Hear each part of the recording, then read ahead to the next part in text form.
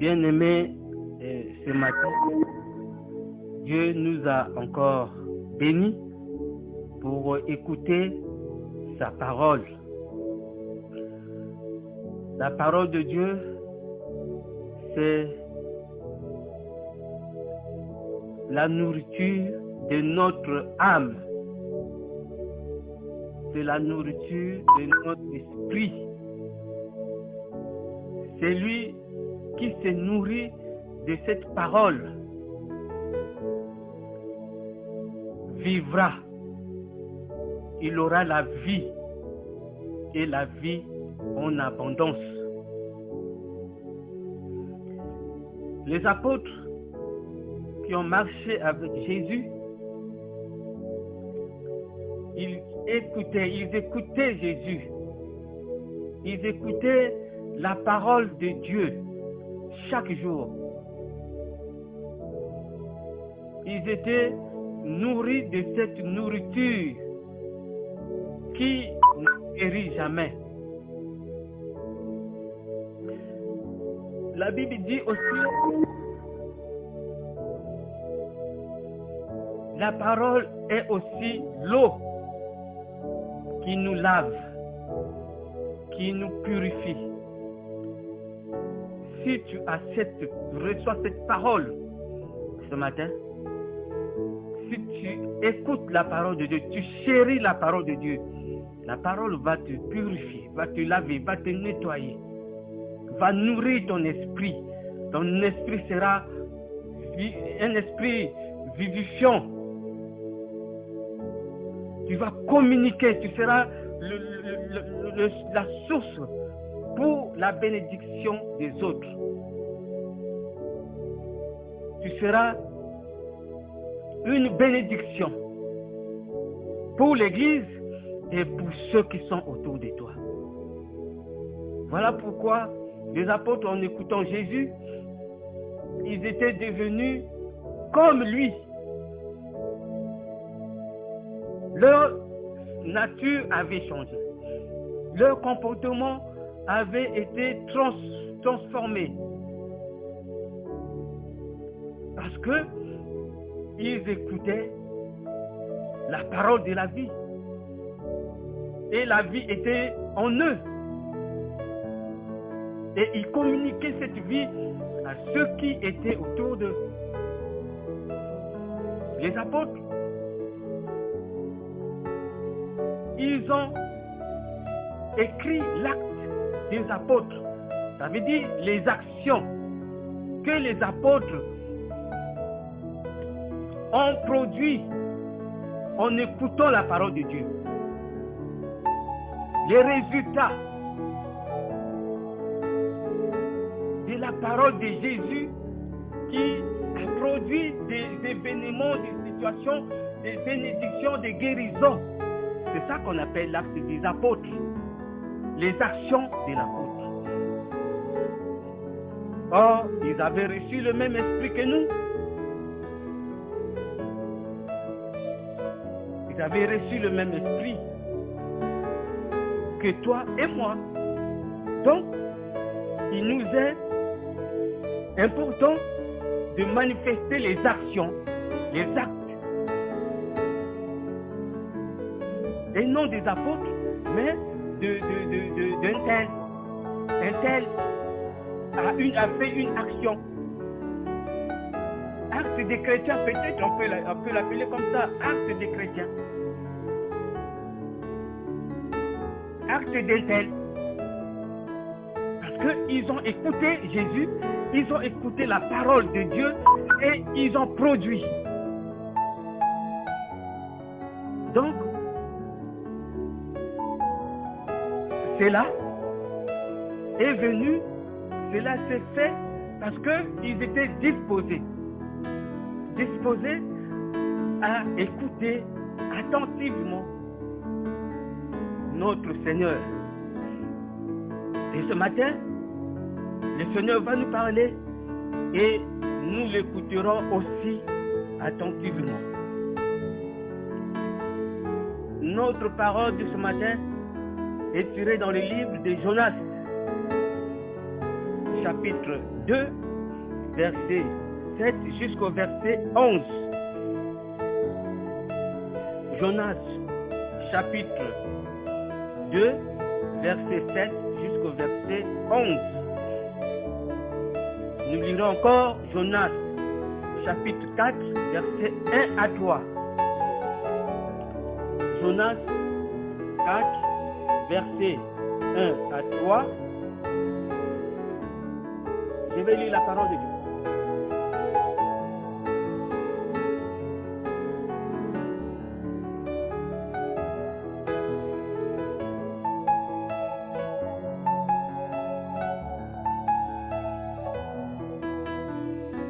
Je lis la parole de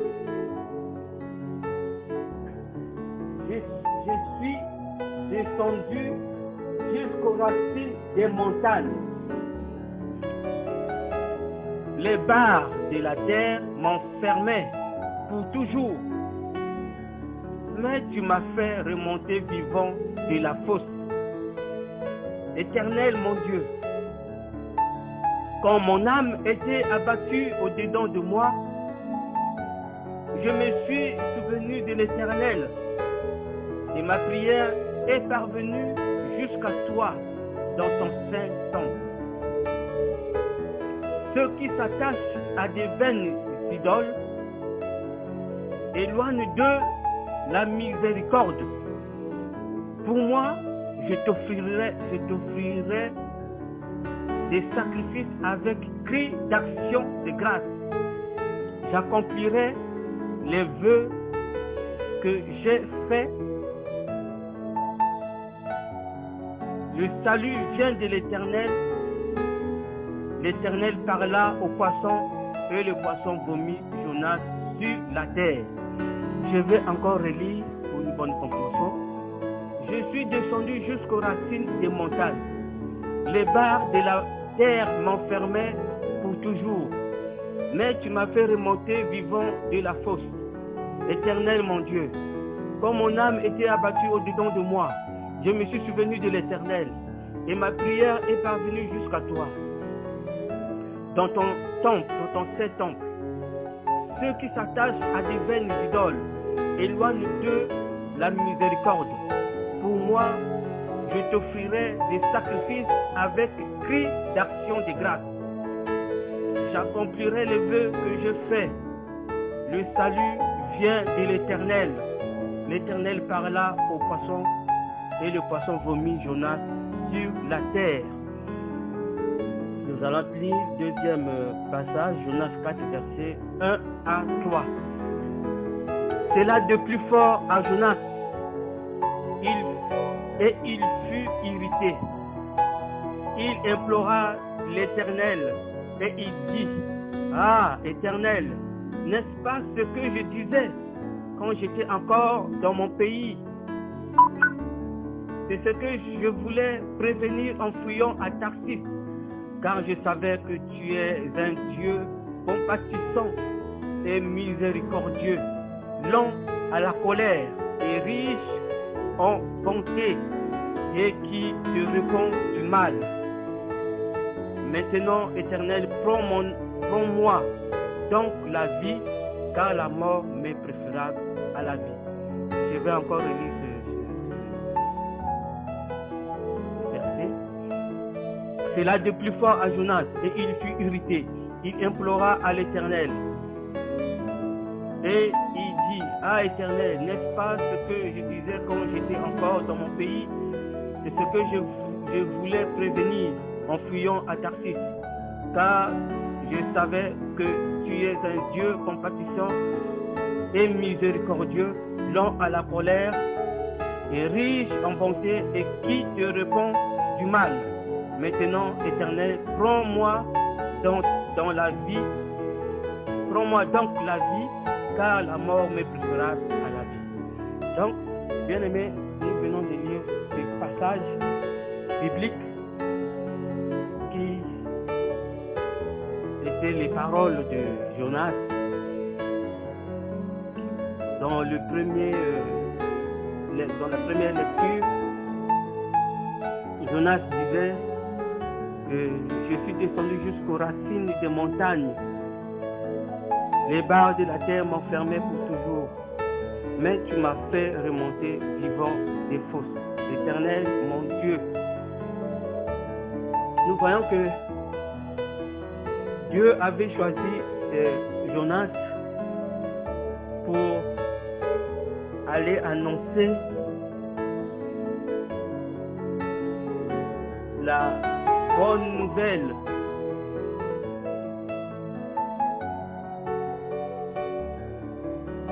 à ceux qui étaient dans le péché, ceux qui étaient à Ninive. La Bible dit qu'à Ninive, les gens vivaient dans le péché et le péché a cru. Ils ne connaissaient pas la parole de Dieu. Là-bas, ils ne connaissaient pas la parole de Dieu. Ils vivaient que dans le péché. Mais Dieu, voyant ce peuple dans le noir, Dieu a eu la pensée de sauver ce peuple. Lui-même disait, j'ai un grand nombre de personnes dans cette ville, Ninive. Et Dieu s'est choisi de Jonas pour l'envoyer à Ninive. La Bible dit que Jonas connaissait la parole de Dieu. Jonas était serviteur de Dieu. Il s'est donné à mettre en pratique la parole de Dieu. Il respectait la parole de Dieu. Il craignait Dieu. Et Jonas, lorsqu'il a entendu cette mission, il a résolu de ne pas aller. Pourquoi Jonas n'a pas voulu se soumettre à la voix de Dieu, à la mission de Dieu? Parce que Jonas, il s'est dit que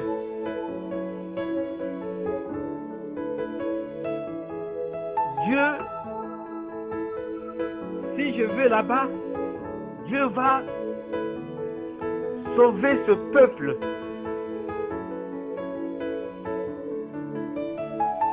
Voilà pourquoi il dit dans le chapitre 4, et là de plus fort à Jonas, il fut irrité et il implora l'Éternel. Il dit, ah Éternel, n'est-ce pas ce que je disais quand j'étais encore dans mon pays?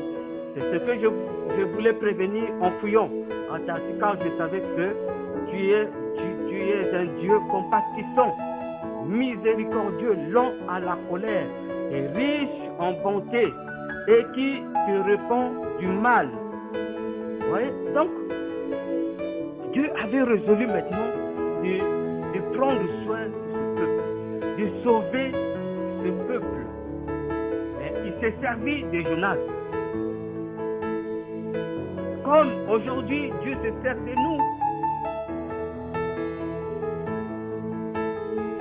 Aujourd'hui, nous prêchons la parole de Dieu. Nous servons Dieu. Nous sommes comme des canaux que l'Éternel utilise pour atteindre son peuple. Nous sommes des instruments que Dieu utilise pour parler de la part de Dieu. C'est ce que Dieu avait fait avec Jonas. Mais Jonas ne voulait pas voir ce peuple changer de vie.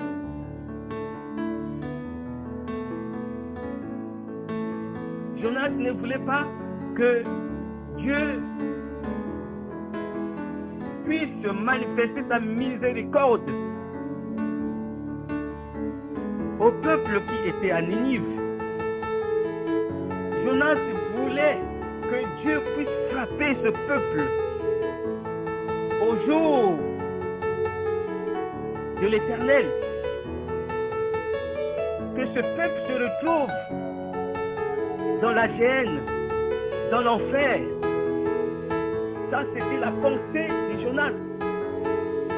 Voilà pourquoi il ne voulait pas aller là-bas. Il dit, je savais que tu es miséricordieux, tu es lent à la colère, tu es compatissant. Jonas voulait empêcher Dieu de faire quelque chose. Mais la Bible dit que il est le Tout-Puissant. Notre Dieu est le Tout-Puissant. Personne ne peut arrêter l'action que Dieu a commencé à mener dans la vie d'une personne. Personne ne peut arrêter l'œuvre que Dieu a décidé de faire dans ta vie.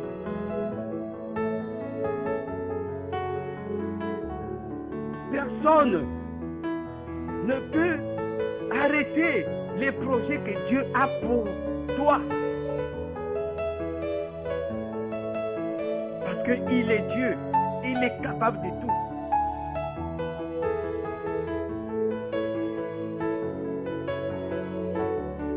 Jonas, il dit, je suis descendu jusqu'aux racines des montagnes. Les barres de la terre m'enfermaient pour toujours. Mais tu m'as fait remonter vivant de la fosse. Éternel, mon Dieu. Regarde la prière qu'il fait. Il dit, tu m'as sauvé. J'étais dans les profondeurs de la terre. J'étais sous les montagnes. J'étais mourant. Mais toi, tu m'as sauvé. Ça, c'est la prière de Jonas.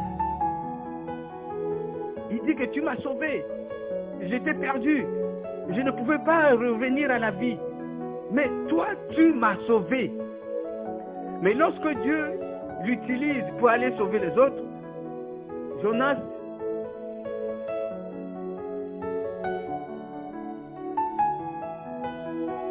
il refuse. Quand Dieu veut sauver les autres, Jonas, il n'est pas d'accord. Mais Dieu l'a sauvé.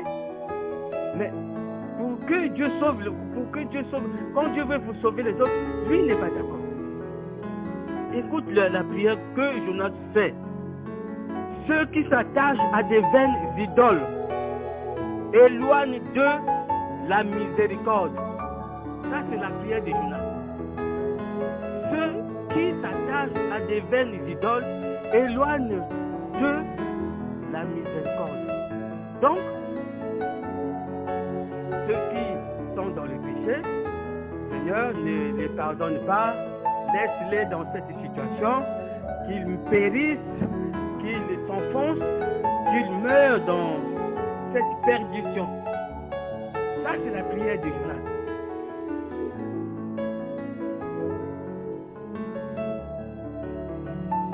Voilà, bien-aimé, c'est que c'est lui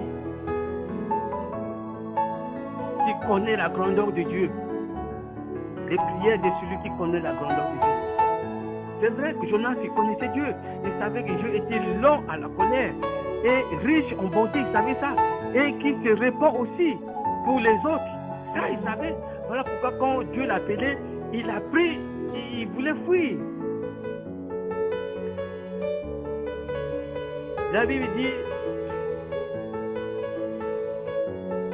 mais au verset 4, Jonas 4, Jonas chapitre 1, verset 4, il dit ceci.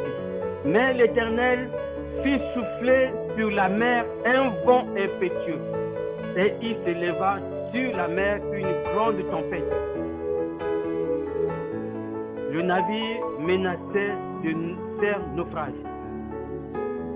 Donc, Jonas a pris la résolution de fuir la mission, d'aller dans une autre direction pour que Dieu, pour qu'il n'aille pas à Ninive. Mais Dieu a compris la pensée de Jonas. Dieu a arrêté les projets de Jonas. Ça veut dire que le monde entier est entre ses mains. Nous sommes entre les mains de Dieu, bien-aimé. Tu es entre les mains de Dieu.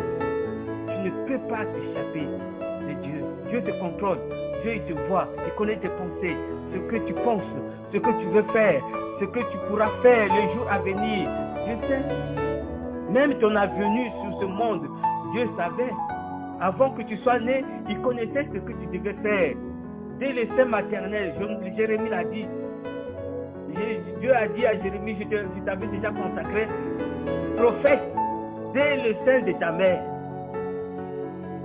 Donc, bien-aimé, Dieu, tu ne peux pas t'échapper de la vue de Dieu. Tes projets, même tes pensées sont connus de Dieu. Ce que tu penses, les désirs de ton cœur sont connus par Dieu. Donc, ça ne sert à rien d'adopter de mauvais comportements, ça ne sert à rien de marcher selon toi-même. Pour être agréable à Dieu, pour plaire à Dieu, même tes pensées avant que tu ouvres ta bouche, Dieu sait de quoi tu vas prier, de quoi tu vas dire. Dieu connaît ta pensée de A à Z. Donc, le mieux, c'est de se repentir. Repentons-nous, bien-aimés. Repentons-nous.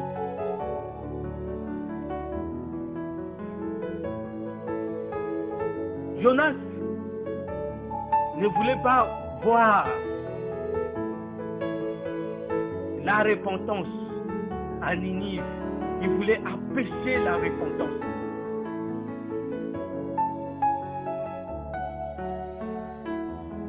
Jonas, il pensait que Dieu, il allait se soumettre à sa pensée. Il pensait qu'il allait être au-dessus de Dieu. Mais non, bien-aimé. Non. Dieu, il nous connaît plus que nous. C'est lui qui nous gère. C'est lui qui nous conduit. Voilà pourquoi, bien-aimé, ne faisons pas comme Jonas.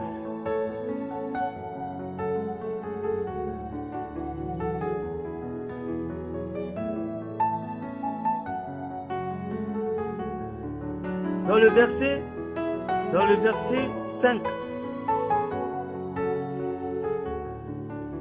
Non, je vais lire à partir du verset 3. Jonas 3, verset 3. Et Jonas s'éleva et alla à Ninive, selon la parole de l'Éternel. Or, Ninive était une grande ville de 3 jours de marche. Jonas fit d'abord dans la ville une journée de marche. Il criait et disait encore 40 jours et Ninive est détruite. Les gens de Ninive crurent à Dieu. Ils publièrent un jeûne et se revêtirent des sacs, depuis le plus grand jusqu'au plus petit. La chose parvint au roi de Ninive et il se leva de son trône, ôta son manteau, se couvrit d'un sac et s'assit sur la cendre. Et il fit faire dans Ninive cette publication par ordre du roi et de ses grands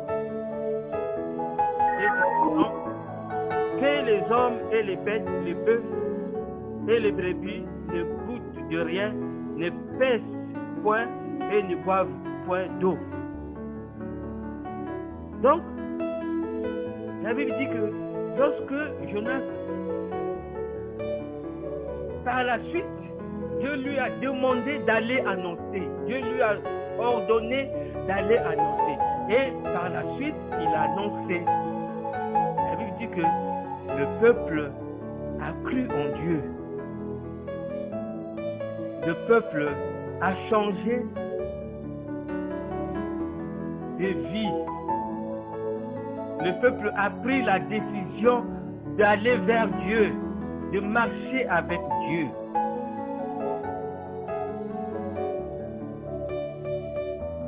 Donc, ce peuple était par la suite devenu le peuple de Dieu.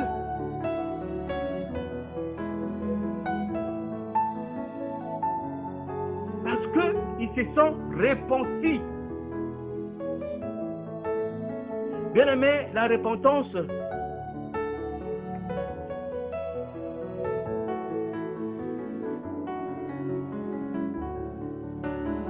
est le chemin de notre salut. La repentance est le chemin de notre salut, bien-aimé. Si quelqu'un ne se répand pas, cette personne n'aura pas le salut. Lorsque Jean-Baptiste prêchait la repentance dans le désert, et il baptisait ceux qui s'approchaient de lui. Lui-même il disait que ce baptême que je vous donne, c'est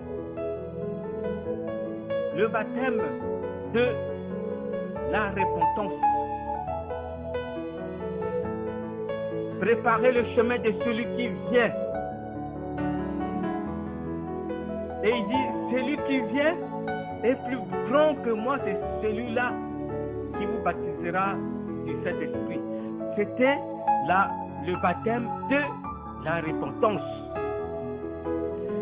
Et quand les Sadducéens, les pharisiens s'approchaient de lui, ils disaient, race de serpents, qui vous a appris à fuir la colère à venir? Qui vous a appris à fuir la colère à venir? Ça, c'est Jean-Baptiste qui parlait ainsi. Pourquoi il parlait ainsi? Pourquoi il a dit race de serpents? Il a adressé ce message aux pharisiens. Il a adressé ce message aux sadducéens. Race de vipères, qui vous a appris à fuir la colère à venir? La colère à venir, c'était la gêne, c'est l'enfer, c'est le jugement dernier. Donc, celui qui ne s'est pas repenti, il n'entrera pas dans le royaume de notre Père.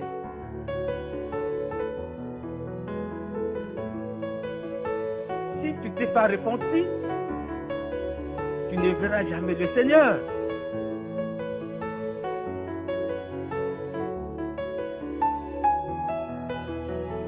Celui qui s'est repenti, c'est celui qui a pris l'engagement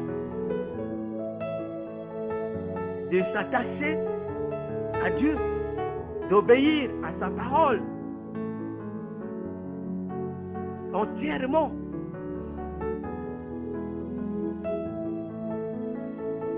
C'est celui qui a donné sa vie au Seigneur. Et il a dit de mettre sa parole en pratique.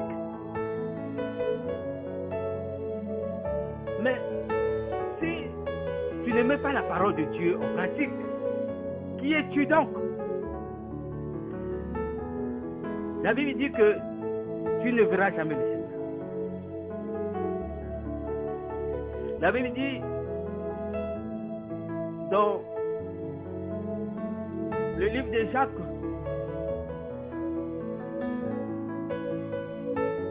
verset 22, mettez en pratique la parole et ne vous bornez pas à l'écouter en vous trompant vous-même par de faux raisonnements. Car si quelqu'un écoute la parole et ne la met pas en pratique, il est semblable à un homme qui regarde dans un miroir son visage naturel et qui, après s'être regardé, s'en va et oublie aussitôt qui il est. Donc, celui qui s'est repenti,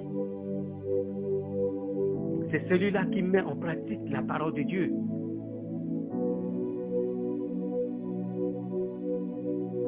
Vous m'appelez, vous Seigneur, Seigneur, et ne faites-vous pas ce que je vous dis. Ça, c'est le Seigneur qui le dit.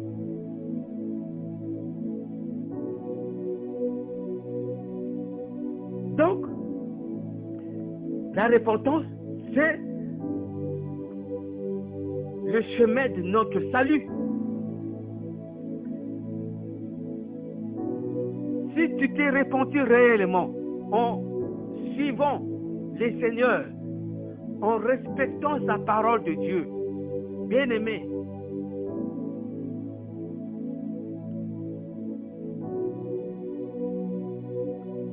tu seras sauvé. Quand je parle du salut, je parle aussi du salut du corps.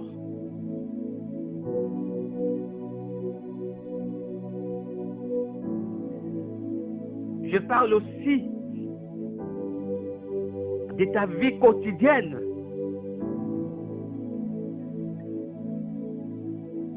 Car le salut commence déjà ici.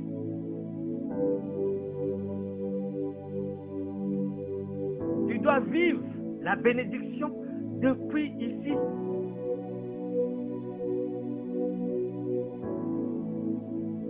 Tu dois marcher la tête haute. Tu dois guérir les malades. Tu dois ressusciter des morts. Tu as un acte personnel, les actions personnelles pour Dieu, comme les actes des apôtres. Tu dois les dérouler, tu dois les témoigner, parce que tu es un homme repenti, réellement, véritablement, parce qu'il y a des faux repentis. Il y a des faux repentis.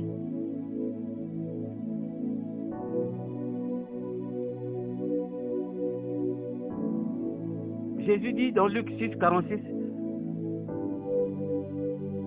« Pourquoi m'appelez-vous Seigneur, Seigneur, et ne faites-vous pas ce que je dis ?» Ceux qui sont dans ce lot, ce sont les faux repentis. Ce sont les gens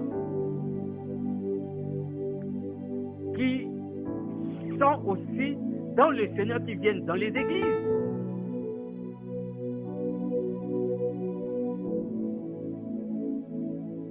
C'est ça. Qui ne mettent pas en pratique la parole de Dieu.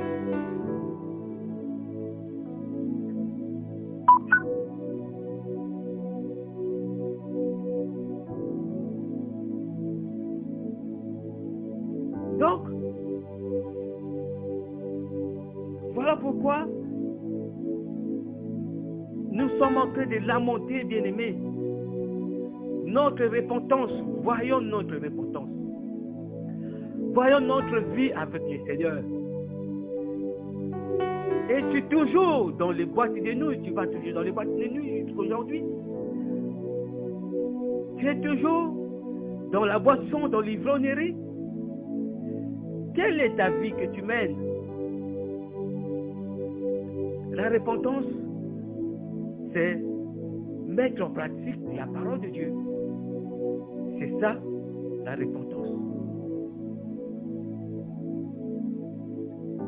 Mais celui qui aura plongé les regards dans la loi parfaite, la loi de la liberté, et qui aura persévéré, n'étant pas un auditeur oublieux, mais se mettant à l'œuvre, celui-là sera heureux dans son activité. Vous voyez?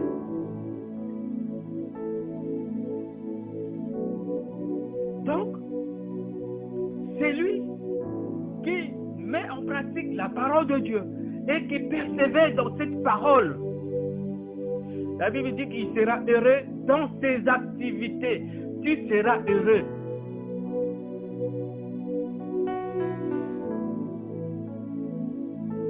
Tu seras heureux dans tes activités, dans ta vie de tous les jours. Donc, revoyons, bien-aimés, revoyons notre vie, revois ta vie, ta marche avec le Seigneur.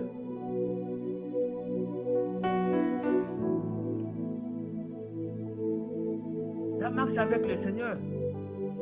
Qu'est-ce que tu fais que la Bible interdit? Si tu le fais, Tu es un faux repenti.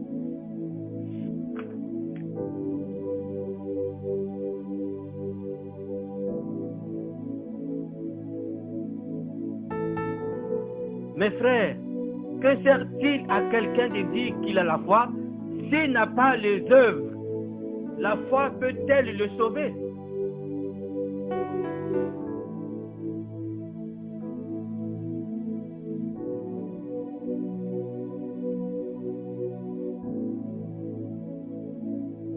Donc, regarde ta vie, bien-aimée. Dieu est vivant. Dieu veut te voir changer. Dieu veut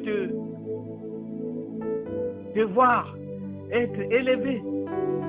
Tes activités prospérer. Aller de l'avant. Ne sois pas comme Jonas. Il voulait que Dieu l'aide, mais pas les autres.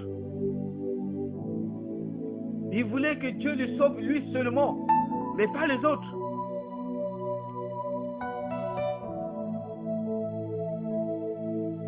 Notre Dieu est miséricordieux, compatissant.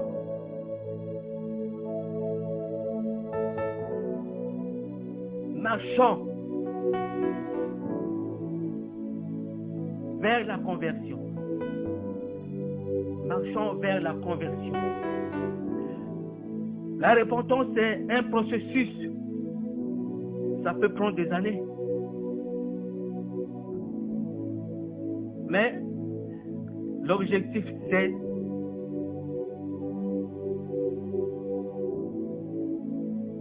d'être meilleur. L'objectif, c'est de se convertir en chrétien réel, véritable. Soyons des vrais chrétiens qui craignent Dieu. La Bible dit que la crainte de Dieu est le commencement de la sagesse. Quand nous faisons ce qui est écrit dans la parole de Dieu, c'est ça la crainte de Dieu. Lorsque nous faisons ce qui n'est pas permis dans la parole de Dieu, ce n'est pas ça la crainte de Dieu.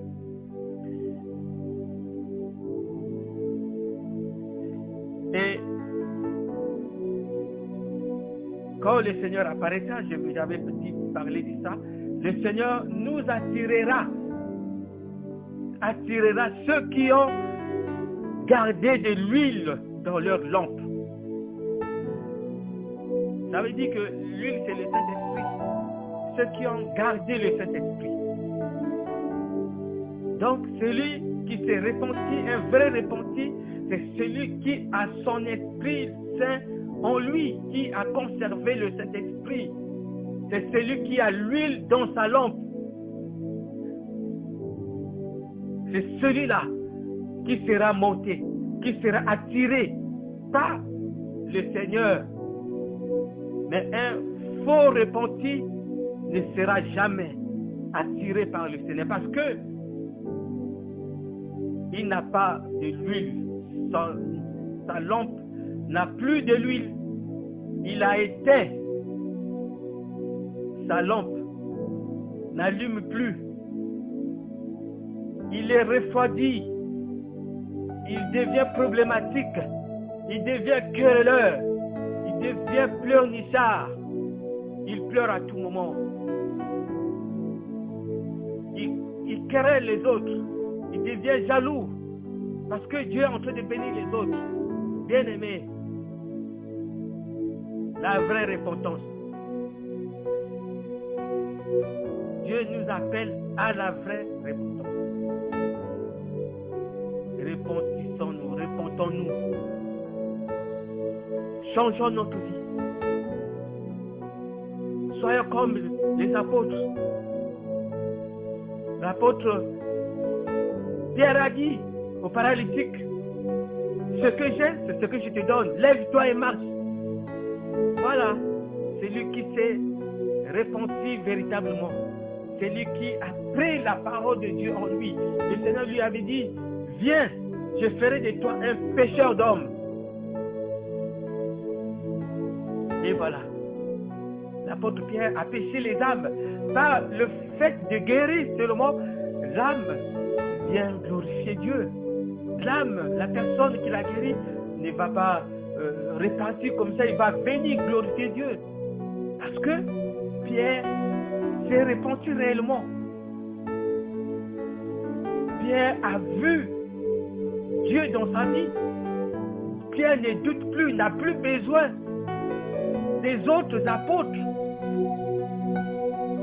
Il garde, il a sauvegardé, il a gardé son esprit saint en lui. Il veille sur son esprit saint. On ne s'enivre pas de vin, de la boisson enivrante. Il garde sa chaleur, sa lumière qui est en lui. Voilà pourquoi il a des actions dans le christianisme. Bien-aimé, il faut que tu aies des actions dans ta vie chrétienne. Il faut que tu aies des témoignages. Cela montre que le Seigneur est avec toi. Le Seigneur agit en toi. Le Seigneur est ta direction. Le Seigneur est ta vie. Donc, pour ce matin,